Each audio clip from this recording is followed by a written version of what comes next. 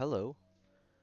So, this is my first VOD review video. I guess this is kind of an introduction video too. My name's Patrick, and I play on the U of A pickleball team. I'm a freshman this year, and today I'll be doing a VOD review of one of my games from a couple of weeks ago, and I'm doing this at like 11:38 p.m. right now.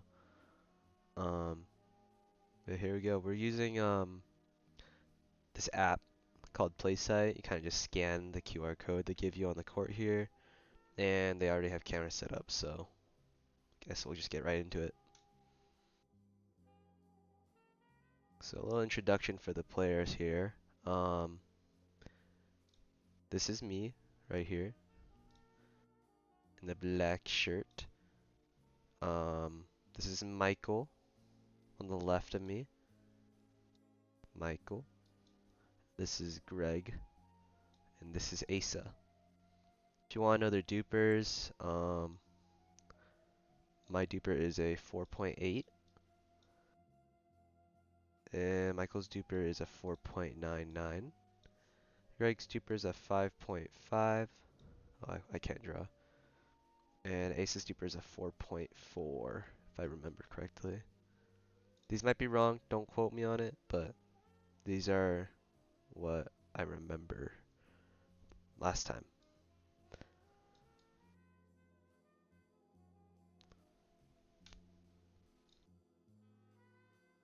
So there's no like script I'm following, kind of just freehanding it.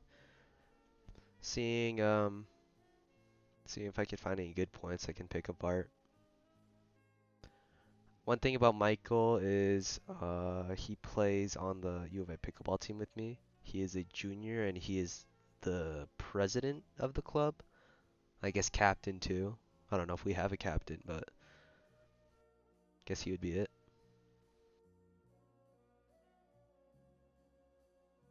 This day, Michael and I were both just trying out paddles that we got. So I got this paddle. I've been using this paddle for a minute, but one of my good friends gave me this new paddle. It's called the 60 Ruby, and it is a 16 millimeter paddle, so more control rather than power. The paddle that Michael is using here is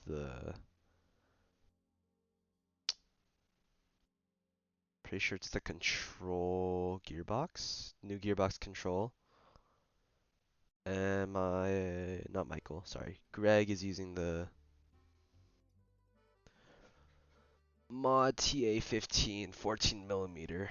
So it's a power paddle. And then I think Asa's using the newer version of the Franklin paddles. I don't really know the name of the Franklin paddles, but I just know it's a Franklin paddle.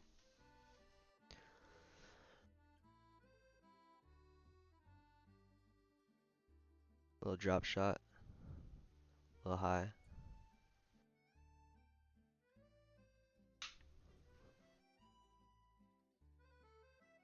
So for this game specifically, Michael and I would usually stack here. We don't play a lot together. For our tournaments, well, I haven't been able to play a tournament yet for the college, but for college tournaments, Michael plays with his partner Brandon, and I'd be playing with my partner Danny. And when I play with Danny, I usually play the left side. And then when Michael plays with his partner, he also plays left side. But we just decided not to stack here because it's kind of like a rec game, but also like it's competitive. So I guess it's a, what do you call it, a scrimmage.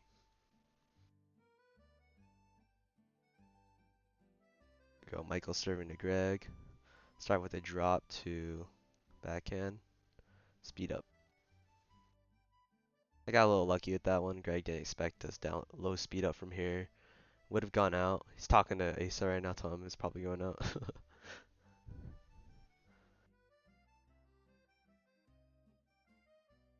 Let's see if we can find a good point here. Actually, we'll switch it up. We'll go to a different game.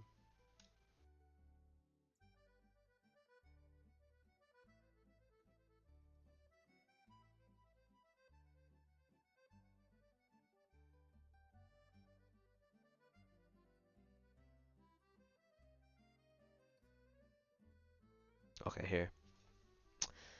So this day we played around 5 to 6 games against Greg and his partner Asa, but I think this is the fifth game we played against them. I missed a little backhand dink there. Okay, Asa's first server right now. Short return, speed up, reset.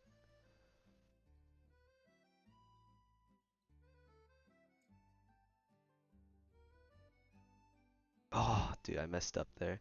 Okay, we'll analyze this one.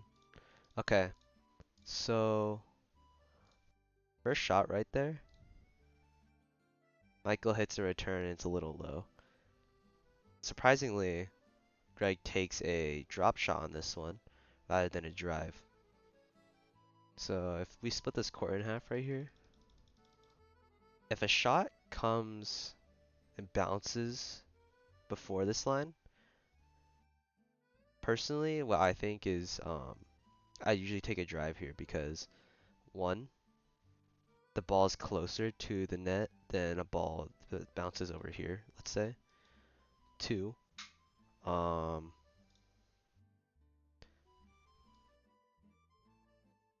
the person over here has less time to react to a ball that's flying past them or at them when it bounces before this line rather than after this line. If I were to like think in Greg's mind right now, I think he was just going for a their body weight was already moving forward, so all they had to do was just, get to the kitchen. He wasn't trying to risk an easy drop shot into the kitchen for a free point. I mean, not for a free point, for a drive that might not even get them a point.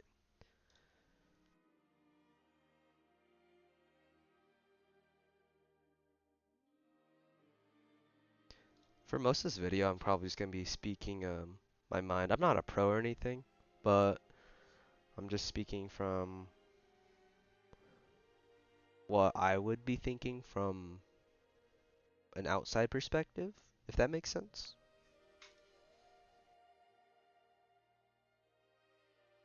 Yeah, I forgot shot. Okay,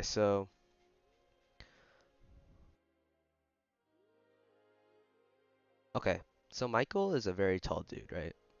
If you look at him, he's like 6'4", maybe 6'5". He's probably even taller than that. I don't know. So because he's so tall, he's able to reach in from the kitchen, from like off the kitchen into the kitchen a lot more than the regular person, because he is so tall. So this allows him to speed up the ball from a shorter distance here. And I think what he was trying to do is catch Greg off guard. So Greg's coming up to the kitchen and he's worrying about, okay, is he going to speed up the ball or is he going to dink it cross or is he going to push me out wide because he has such a big reach? There's so many things to worry about when you're playing against Michael because, he's tall. So Michael chooses to speed it up to try to catch Greg off guard, but then Greg sets his feet in time. So if you look at his feet here, he sets his feet and he brings his arm up to take this counter here.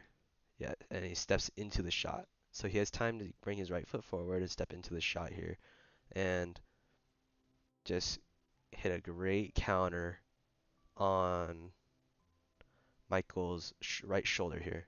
So essentially he's just gonna chicken wing him here. Boom. Oh, but what Michael does, he moves into the shot.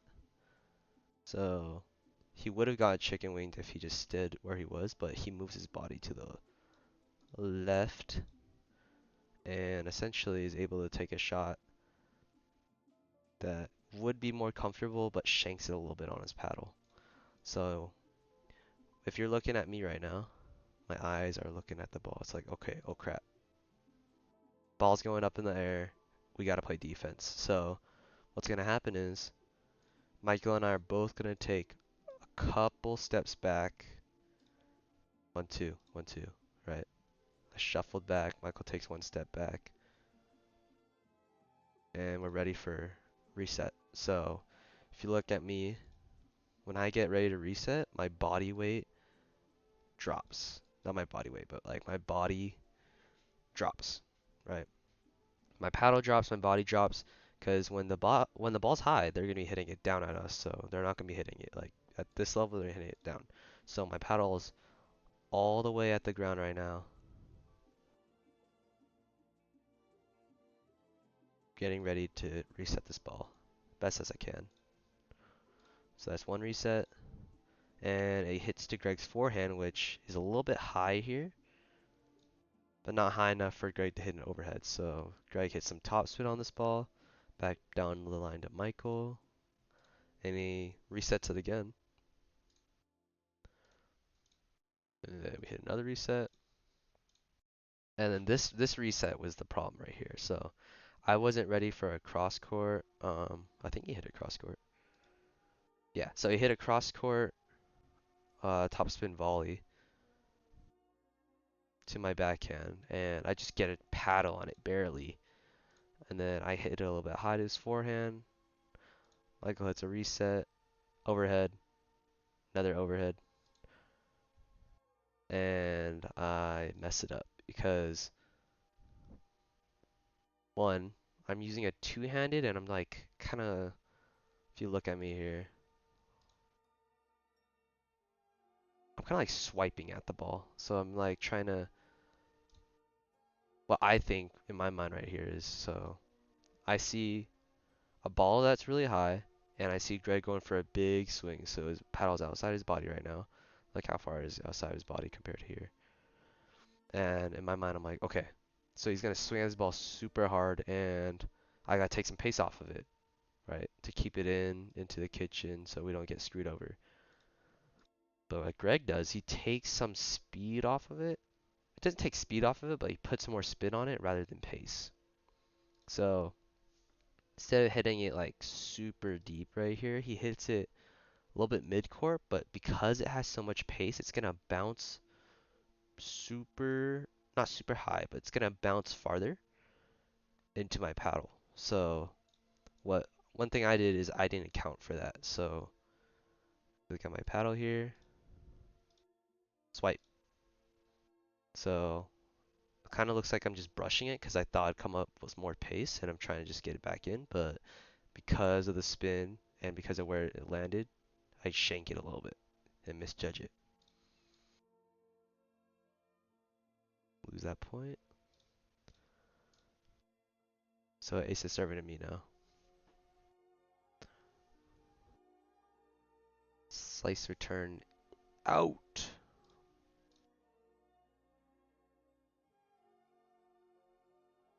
Oh no, just missed returns. These are free points.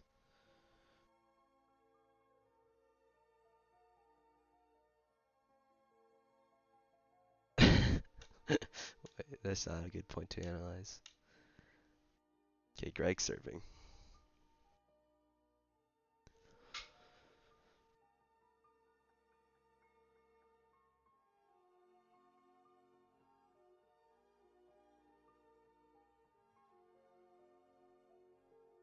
Wow. Okay, okay. So that was a really good point from Michael here.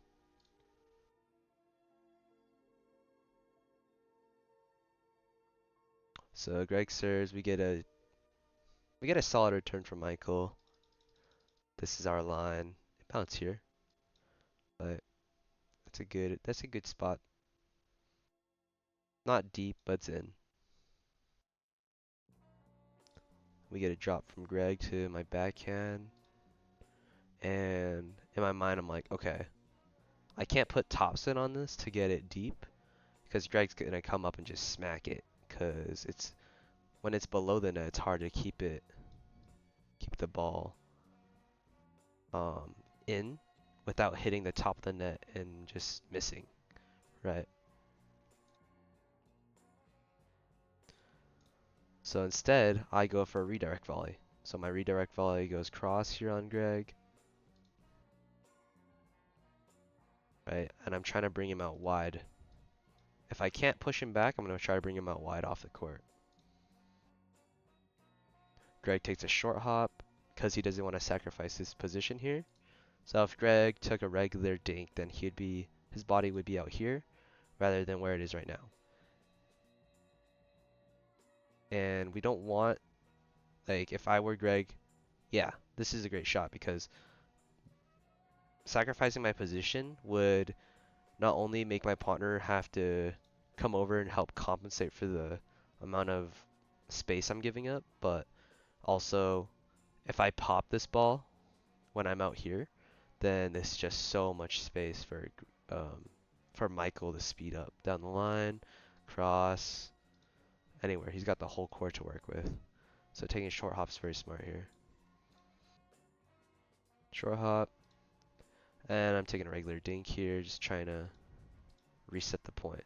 So my mistake here was, okay,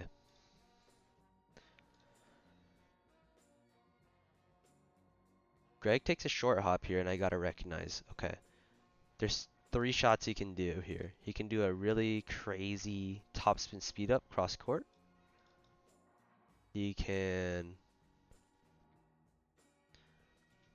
he can also do a lob over Michael, or he can bring me back cross. Actually, four shots, or he can barely hit it down line to Michael. And what I need to do here is just use my intuition. So I gotta be like, okay, he doesn't want to lob the 6'5" guy, right? But he also doesn't want to do a crazy speed up right here because he's out of position.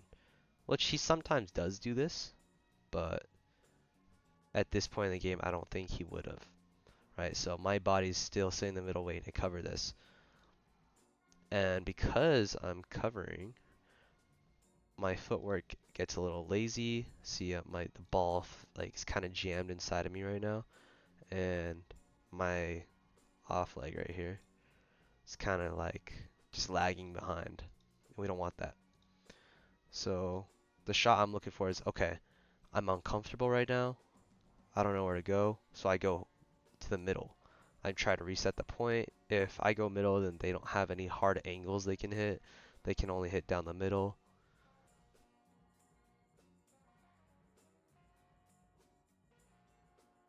Let's look at this. But then when I slice, I get a little bit more under the ball, just enough where Ace is able to reach in here. He's able to reach in and take a, oh shoot, backhand speed up. So I barely get a paddle on it. I'm just trying to basically finesse the ball. So I flick my wrist up a little bit here just to get spin on it. And the more spin I add, I try to take the pace off and just convert it, if that makes sense. So Ace is giving me a lot of pace right now, and I'm using all this pace. I'm like, okay, I'm stuck right now. I don't have enough time to pull my wrist back into my body, so I'm just gonna flick my wrist up on the ball. And hopefully I get enough spin on it where we don't get completely screwed over on an overhead. And I was kind of, yeah, this is a bad position for us, but thankfully Michael has some great hands and absolutely resets this one. That's one reset, two reset, and then Michael does something very smart here. So he goes completely from defense to offense in like one or two shots. So right now we're in defense,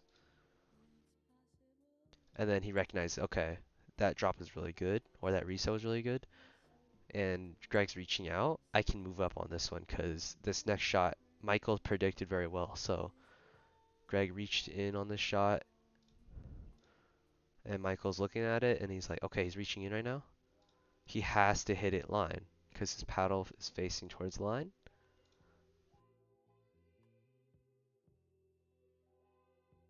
And Michael reads it and takes a step into the shot here. So if you watch Michael's feet, take a step into the shot and resets it. He just basically just uses his body weight to just push the ball back to Greg. Pushing it back to him. Oh wait, where's my unpause button? And Greg tries to catch him off guard here. So his next shot, he goes like inside out kind of. So his body's shifting to the right to get to his backhand. But then his paddle's facing towards Michael's line here because he sees that Michael likes to hold his ready position with his backhand down. So if he hits to his forehand, then Michael has completely flip his paddle to the other side of his body. Oh shoot, it's probably a bad drawing. To completely flip to the other side of his body just to get a good hit on it.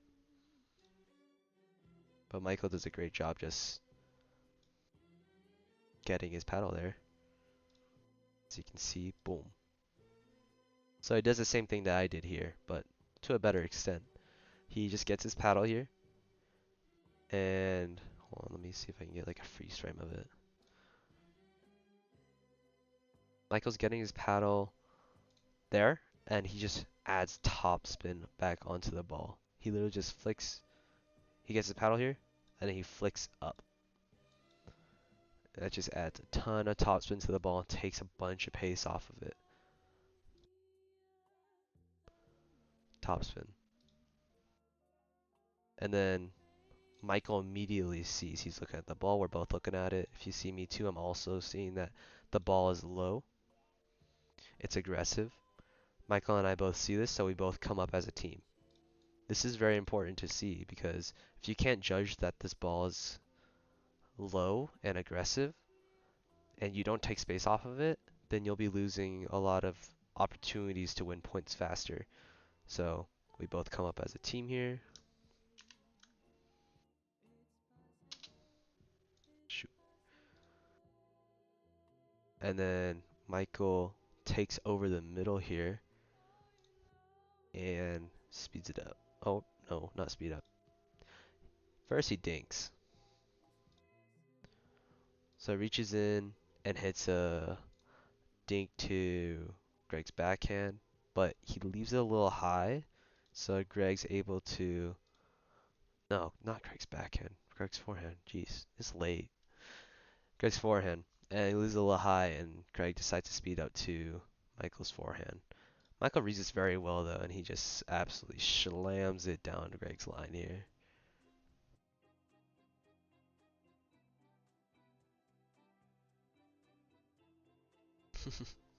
Asa. So this one I'm serving. Greg returns. Drive.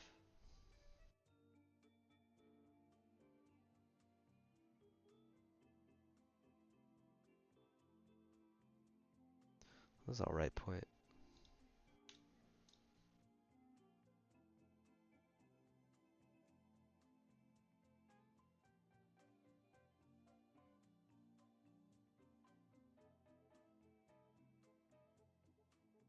Oh, that's such a good point. If it was in. Okay. Let's unpack this real quick. So I return a ball, third shot drop. So what's going in my mind here is my forehand is a lot stronger than my backhand for every shot. Then my drive, then my drop. But especially for this drop when I'm going cross court here, is super powerful because I'm able to add top spin on this drop and also able to get a sharp angle.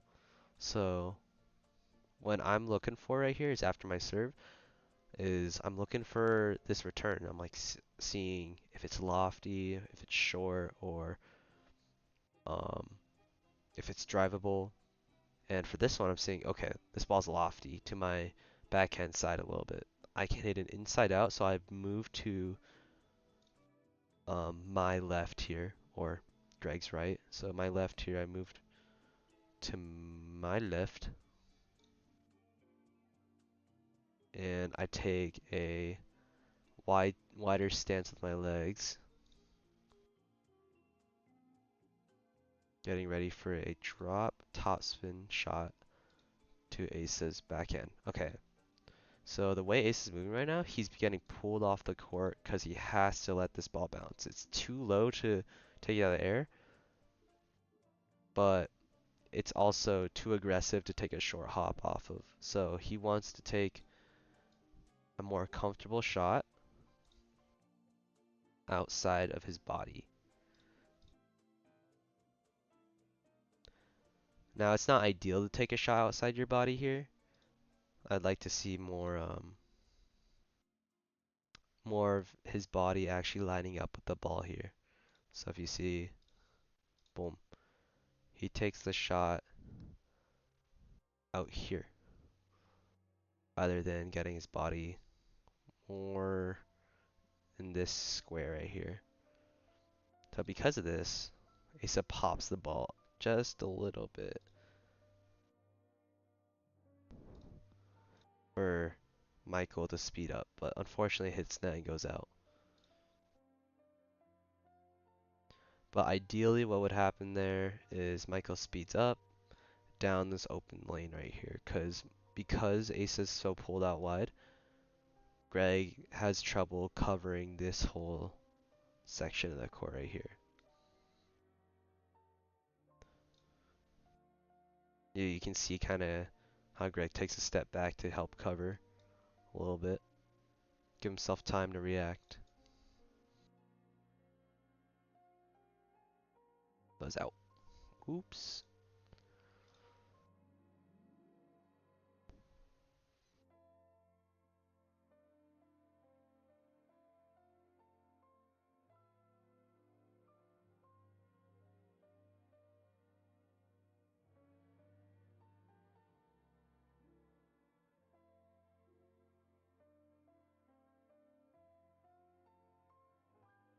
Oh, this is a good point. Oh, a little high. That was great work there, though. Okay, so Greg serves. We're looking for a deep return. Yeah, that's a good return. Drive. Drop. So I love the drive drop combination here. I love drilling this with others. So right here is okay. They're already gonna be established, my partner and I, because we gave ourselves so much time with this deep return. If they're established, we might as well just hit a drive real quick to see how they react. Because we're already back. If I was Greg and Asa, I'm speaking from their perspective. We're already back from the baseline right here. There's no downside to hitting a good drive because he's comfortable, he's behind the ball. We can hit a good drive and see where it gets us. And it gets him to a good spot because they hit to my backhand here and I hit some backspin on it short. And this is a great opportunity for Greg to put some topspin back on my backspin and hit a good drop shot into the kitchen here. As you can see, gets around it, drop shot. And that drop shot was a little high. I mean, not a little high. It was just out of my reach enough where I couldn't put enough topspin on it to get it deep here. So Greg was kind of just sitting back here waiting for me to see what kind of shot I can put here. So like some people, they can get some topspin on it and hit it deep here, but I didn't want to risk mishitting it and having Asa come in for the poach here and absolutely slamming my partner with the speed up.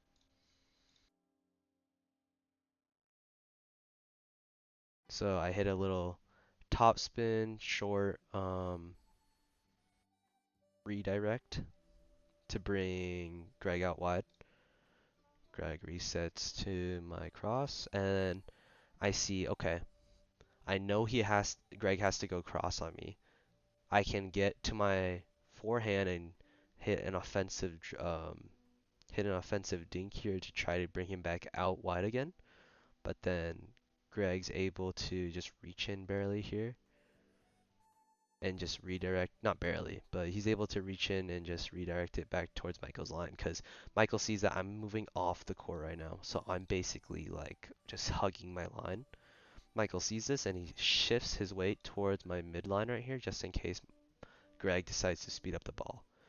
If Greg does decide to speed up the ball, then Michael's able to just reset it or counter because he has such a large wingspan on the court. He's able to cover so much. So Greg goes for a redirect down his line, and he's just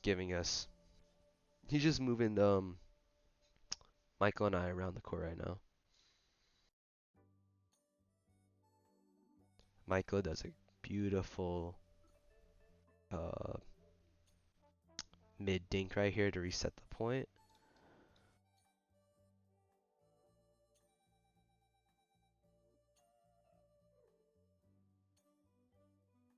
And we're just hitting cross court right now. Oof. Okay. So Michael and Asa get into a right side cross court dink right here. And then Michael sees a ball. He's like, okay, this ball right here is a little high. I'm gonna hit like um, an off speed up right here. And then Greg sees this. He gets to the ball a little bit late, but he's able to get his paddle over it to keep it low. Michael sees this and he gets a little bit under the ball here. Because what Michael here is hoping is he hopefully in his mind is setting up for a bigger finishing shot. So right here, he thinks, okay, Greg's not gonna expect this shot. He's gonna pop the shot up, but then Greg barely gets his paddle over it. Hits a great counter, and then Michael is caught by surprise and shanks it a little bit on his paddle. But what I should have done here is I should have trusted Michael with his midline here, because when you pop up down someone's line, they're most likely just gonna go and burn this line area right here because it's so open. So what I should have done is quickly, I should have noticed, okay, Michael popped up, I can take one step diagonally back, or just take one step to the right here.